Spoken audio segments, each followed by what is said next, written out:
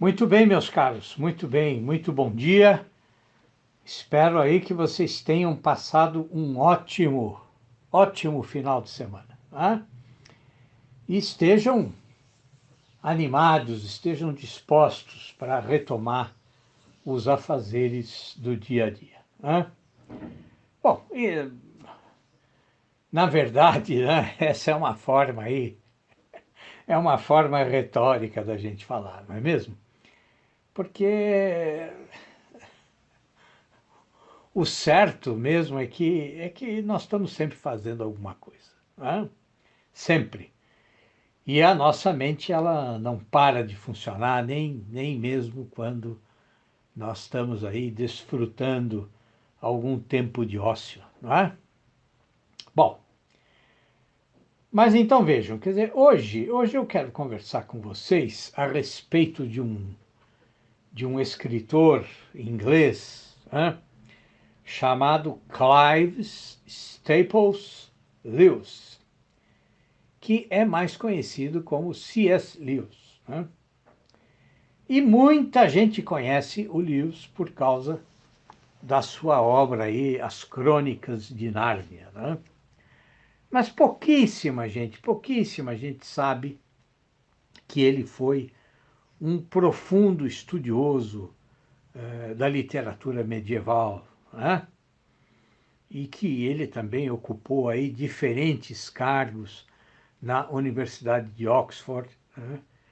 E chegou mesmo a assumir, né, na Universidade de Cambridge a cátedra de literatura medieval e renascentista. Bom, e tem também um aspecto aí em particular da personalidade dele que sempre chamou muito a minha atenção, né? Porque o Lewis ele sempre conseguiu equilibrar com extrema lucidez, né? Assim, de um lado, o grande patriotismo dele, né? E de outro, ah, o patriotismo nunca fez com que ele aceitasse qualquer tipo de ligação com o governo inglês, né? Então, vejam só, né? Quer dizer, então, quando chega a Primeira Guerra Mundial, é claro que ele participa, né? Ele vai combater, ele chega mesmo a lutar nas trincheiras, lá na França, né? E onde ele é inclusive ferido, né? E depois, claro, ele volta, se recupera, né? É reintegrado aí à vida civil, né? Volta aos estudos, ao trabalho como intelectual. E mais tarde, quando vem a Segunda Grande Guerra, o que ele faz? Bom, ele já estava com 40 anos, então, né? E ele, apesar da idade, ele tenta voltar para o serviço militar, né? Quer dizer, ele se oferece aí para treinar os jovens, para treinar cadetes, né? Mas o governo recusa a oferta que ele faz e mas recusa, mas faz um outro convite, né? Convida ele para escrever matérias que fossem encomendadas, que fossem pautadas pelo Ministério da Informação nos jornais, né? Então, eles dizem isso, olha, o senhor pode escrever nos jornais as matérias que a gente vai dar aí os temas para o senhor, né? Bom, mas ele recusa. Aí ele falou, não, isso eu não quero, porque isso vai significar que em muitos textos eu vou ter de dizer o que vocês querem e não o que eu realmente penso, né? Ou, dizendo de uma maneira mais simples, né, em muitos textos eu vou ter de mentir, né? E aí não dá. Esse tipo de coisa eu não faço, né?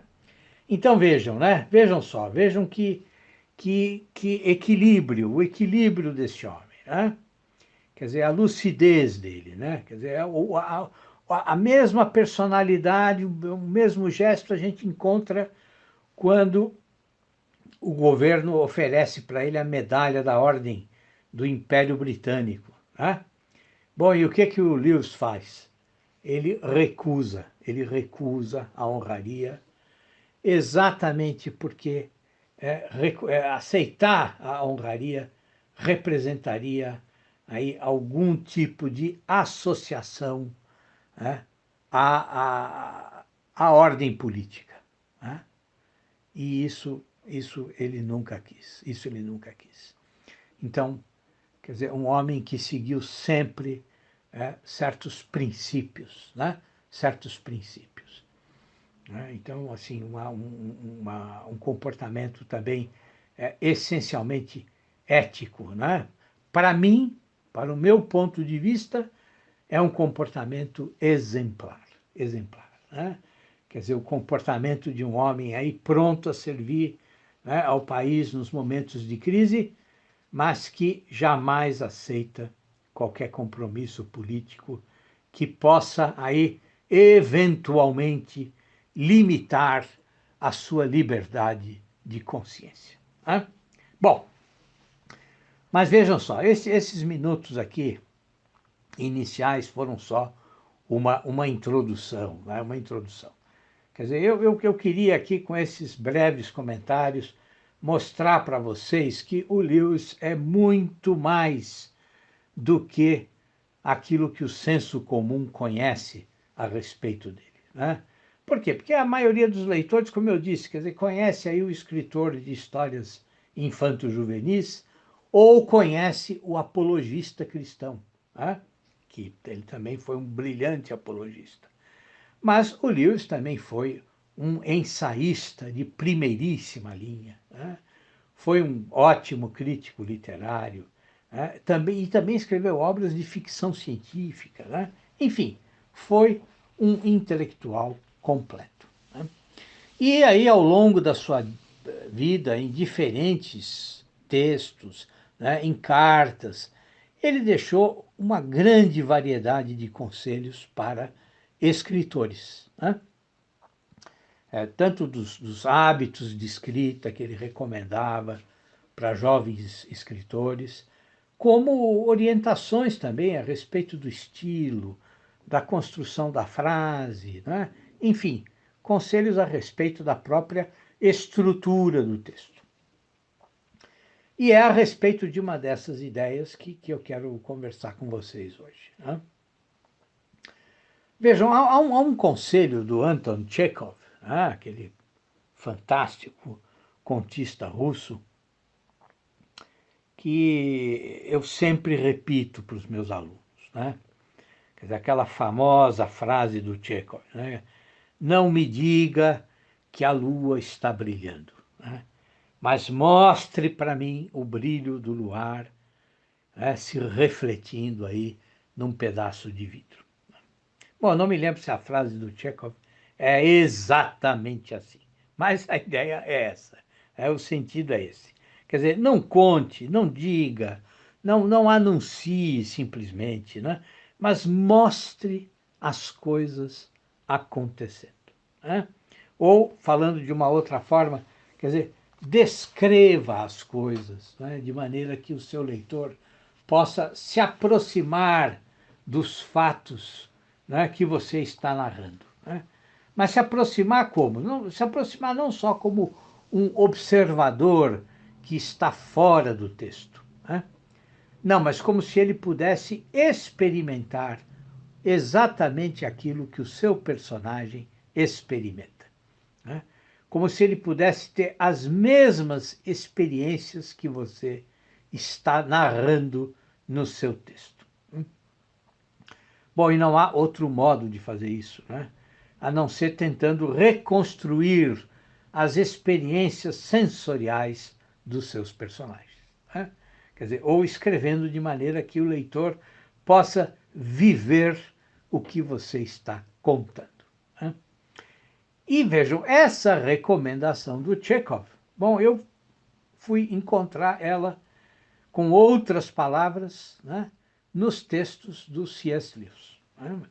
Quer dizer, tem lá um trecho de uma carta dele, né, em que ele diz assim, quer dizer, não use adjetivos que apenas digam o que você quer que o seu leitor sinta. Não, quer dizer, então assim, não diga que uma coisa é terrível, né? Mas descreva essa coisa, né? Mas descreva de maneira que o seu leitor fique aterrorizado. Quer dizer, de maneira que o seu leitor experimente o que é ver ou viver uma coisa terrível, né? Então, assim, da mesma forma, não diga que algo é delicioso ou que uma determinada experiência foi deliciosa, né? Mas faça com que o seu leitor chegue a essa conclusão por meio do seu texto, né? Então, assim, vamos pensar num exemplo aí, né? Num exemplo prático, né? Quer dizer, não basta você dizer que o seu leitor, que o seu personagem, né? Leitor não, que o seu personagem está com frio, né? Ou que ele sente dor, mas você precisa mostrar, precisa descrever tudo que pode recriar a sensação de frio ou de dor, né? Para o seu leitor, né? Então, assim, quer dizer, imagine o seu personagem caminhando aí pela rua num dia de inverno, né? Um dia de frio intenso, né? Quer dizer, o que está acontecendo? Né? Quer dizer, está ventando, está caindo a chuva, houve aí uma forte geada na madrugada, né? Então, assim, ele caminha, né, pela rua e vamos supor que ele está mal agasalhado, né? E não é porque ele é pobre, né? Não, mas é porque ele, por alguma desatenção, por alguma uma questão aí psicológica ou emocional, enfim, quer dizer, ele saiu de casa com uma roupa que não é apropriada, né, à temperatura.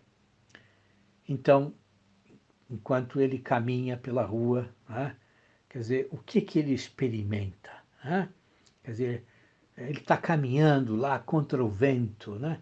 Mal agasalhado, quer dizer, o que ele sente? Quer dizer, né? Será que o vento é tão gelado que é como se ele cortasse a pele, né, do seu personagem?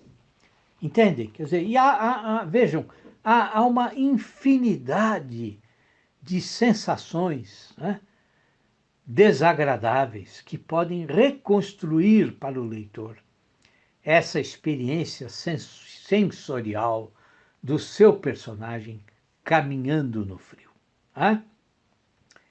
E são essas experiências sensoriais que você precisa mostrar, né?